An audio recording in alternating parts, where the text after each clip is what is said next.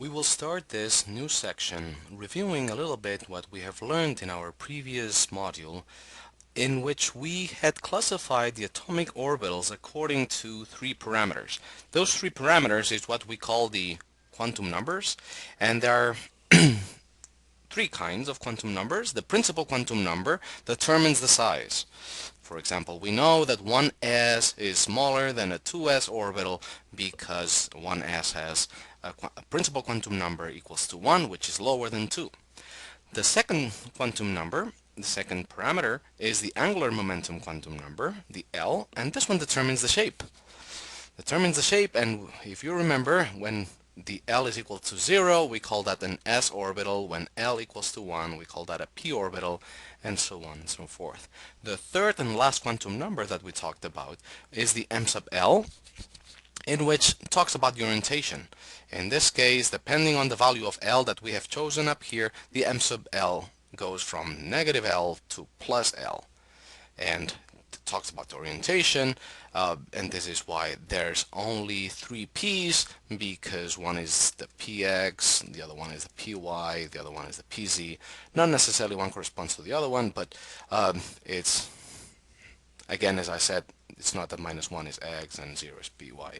It's a little bit more complicated than that. But in general, take-home message is that this third parameter, this third quantum number, determines the orientation. So for example, this is why when n equals to 3, we can find one possible combination for 3s. This is your 3p, and these are your 5 3ds. Okay, now let's look more into an experiment that may force us to use an additional quantum number. This experiment is called the Stern-Gerlach experiment, in which a beam of atoms, and ultimately also electrons, is thrown through a magnet. What they saw is that electrons in a magnet, some of those electrons are being, say, attracted, other electrons are being repelled. That is, an electron itself has an implicit property that we will call spin.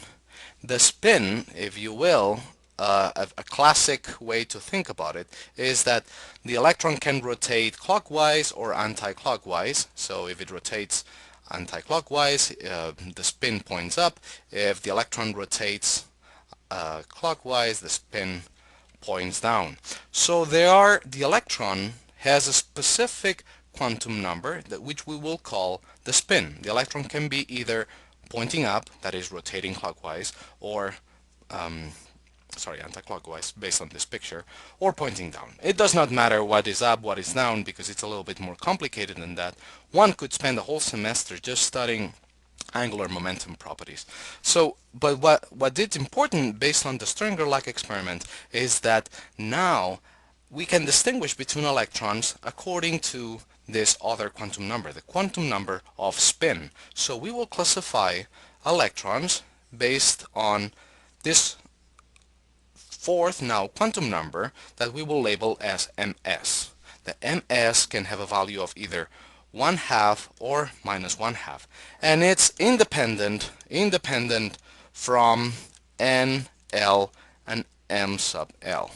Okay, so this is called the electron spin quantum number, and it will force us to classify orbitals, or what we will call from now on spin orbitals, according to 4 different quantum numbers. So as we said, we keep the 3 that we had at the beginning, and we will have to add a 4th quantum number. And notice that ms has just 2 possible values, and it's independent from the other 3.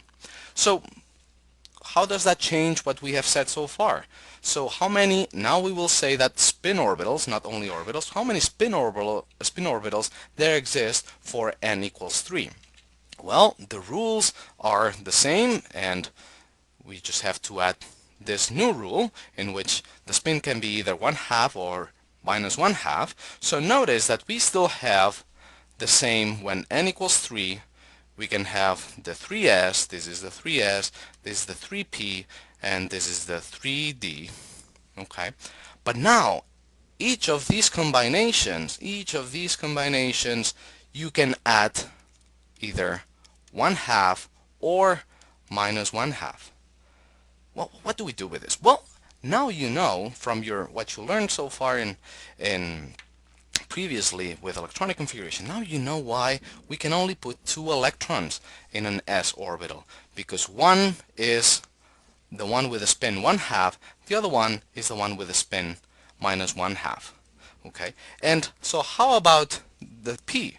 Well, again, each combination you can come up with 1/2 -1/2, 1/2 -1/2, 1/2 -1/2, and so on and so forth. How many spin orbitals do you have now?